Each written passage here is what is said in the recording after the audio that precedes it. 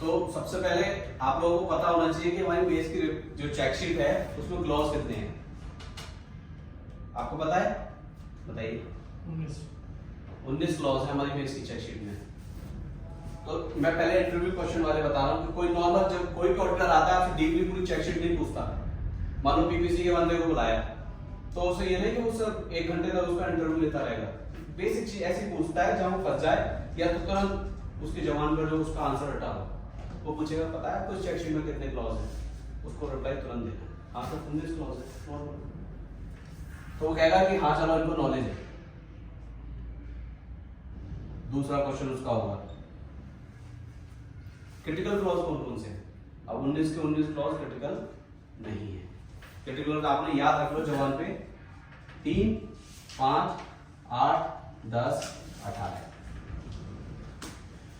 आप तुरंत बोलेंगे सर 3, 5, 8, 10, 18। अरे साहब वो एकदम शॉक हो जाएगा, वो कहेगा इनको तो नॉलेज है। जैसे जैसे आप उसके रिप्लाई देते जाओगे क्वेश्चन थोड़ा सा टफ होता चला जाएगा। हाँ मावी कौन कौन से क्रिटिकल क्लॉज हैं? 3, 5, 8, 10, 18।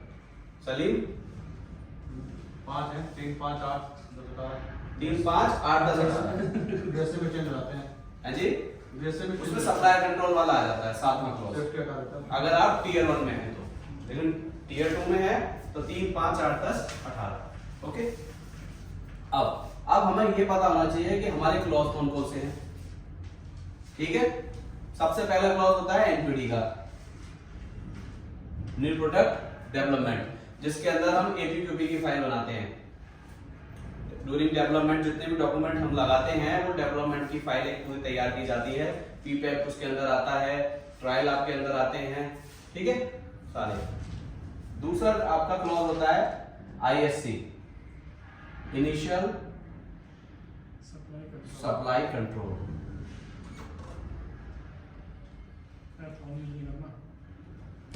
न्यू प्रोडक्ट, इसकी फुल फॉर्म यहाँ लिख देता हूँ डेवलपमेंट ताकि याद आ जाए। अब तीसरा क्लॉज लिखना है जो क्रिटिकल चेंज मैनेजमेंट।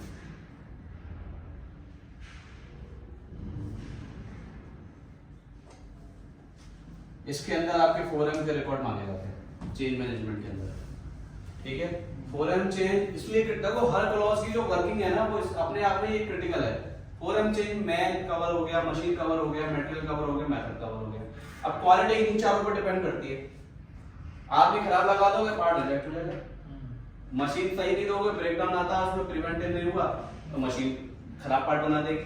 मटेरियल गलत ग्रेड का यूज कर लिया तो डेफिनेटली आपका डिफेक्ट बनेगा। और मेथड चेक करके आया, आपने चेक नहीं किया, पार्ट बन के आया या गलत प्रोसेस से बना दिया। तो आगे देखो क्लॉज इसलिए क्रिटिकल है क्योंकि उसके अंदर वर्किंग उस तरह की है, मैन, मशीन, मटेरियल, मेथड। तो कंपनी कहती है इन चारों पॉइंट पे आप कंट्रोल क्या लगा दो। चलो सबके यहाँ चेंज होते हैं, मैन सबके यहाँ चेंज होता है, बड़े से बड़े, छोटे छोटे किसी भी कंपनी में चले जाओ, लेकिन उसके बाद के जो कंट्रोल है वो तो लगा लो।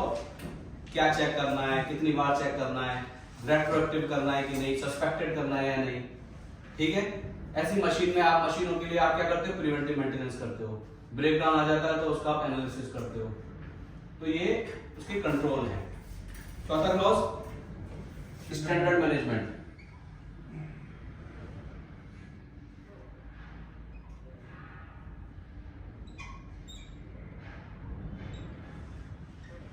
स्टैंडर्ड मैनेजमेंट के अंदर हम क्या करते हैं, जितने भी कंपनी का ये क्यूएमएस सिस्टम है, जहां से ये बना है, जहां से स्टार्ट हुआ है चीजें सारी, वो किसके अंदर आती है, स्टैंडर्ड मैनेजमेंट। क्योंकि इसमें क्या बनता है, हर चीज की एक मास्टर लिस्ट ऑफ प्रोसीजर्स।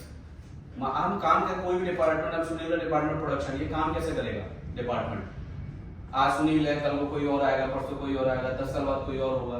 तो प्रोसीजर चेंजेस आप उसमें अमेंडमेंट करते रहते हो अपनी वर्किंग के हिसाब से, ठीक है। तो डिपार्टमेंट का प्रोसीजर बन गया कि भाई एचआर ये करेगा, प्रोडक्शन ये करेगा, क्वालिटी ऐसे करेगी, बस। तो वो पूरी मास्टर लिस्ट। अब हम किसी भी कंडीशन में कौन कौन से डॉक्यूमेंट बनाएंगे उसकी भी मास्टर लिस्ट ऑफ डॉक्यूमेंट। अब हम जनरली क्या करते हैं, शॉप फ्लोर के बंदे खास तौर से, कि कोई भी पेपर अपनी मर्जी से लागू कर लेते हैं, उसको ना डॉक्यूमेंट नंबर देते हैं ना कुछ, और वो पता चलता है कि 1-2 महीने से भरा जा रहा है। अब जो एमआर है, जो सिस्टम को कंट्रोल करता है, उसे पता ही नहीं कि ये डॉक्यूमेंट भी होता है लाइन पे। तो हमें कोई भी डॉक्यूमेंट अगर हम लाइन पे स्टार्ट कर रहे हैं तो एमआर को बता देना है, भाई आप अपने सिस्टम में डालो या हमें इसका डॉक्यूमेंट नंबर दे दो। तो शिव कुमार के पास लिस्ट है, वो अपना ऐड करके आपको दे देगा। ठीक है, वो होती है master list of document, master list of control plan, master list of FMEA, master list of inspection standard. Inspection standard में 3 स्टैंडर्ड आते हैं, इनकमिंग, प्रोसेस और फाइनल। जब इनकमिंग मटेरियल आएगा तो क्या चेक करोगे, जब लाइन पे चलेगा तो क्या चेक करोगे, जब डिस्पैच होगा तो क्या चेक करोगे। तीनों स्टैंडर्ड हो गए। अब इसमें मास्टर लिस्ट चल रही है इस क्लॉज में। उसके बाद जो भी आप डॉक्यूमेंट्स बनाओगे उसका कोहेरेंस आपस में, मतलब आपने कंट्रोल प्लान बनाया, उसमें दिखाया है कि इस ब्लैंकिंग में ये डायमेंशन क्रिटिकल है, लेकिन जब एफएमईए बनाया उसमें क्रिटिकल नहीं दिखाया, तो कोहेरेंस तो कोई। तो आपने क्या करना है, हर डॉक्यूमेंट को आपस में लिंक कराना है। कि आपने बोला क्रिटिकल डायमेंशन को मैं ऐसे दिखाऊंगा सी, एफएमईए आपने ये भर दिया, तो कोहेरेंस हुआ। आप कहना चाह रहे हो दोनों क्रिटिकल हैं, लेकिन सिंबल अलग अलग कर दिया। तो सिंबल भी सेम होना चाहिए, अगर उसमें 4 डायमेंशन दिखाएंगे तो उसमें भी 4 दिखाओ। कोई प्रोसेस क्रिटिकल है तो प्रोसेस क्रिटिकल दिखाओ। ठीक है, ये कोहेरेंस के अंदर आता है कि हमने कह दिया कि एक पार्ट का पूरा डॉक्यूमेंट 1 साल में चेक कर लेंगे, बस चेक कर लो, ये कोहेरेंस हो गया। तो स्टैंडर्ड मैनेजमेंट आ गया। मेरे हिसाब से तो इस क्लॉज को क्रिटिकल बनाना चाहिए था, क्योंकि सारी चीजें यहीं से स्टार्ट होती हैं। डेवलपमेंट यहाँ से शुरू हो रही है डॉक्यूमेंट की।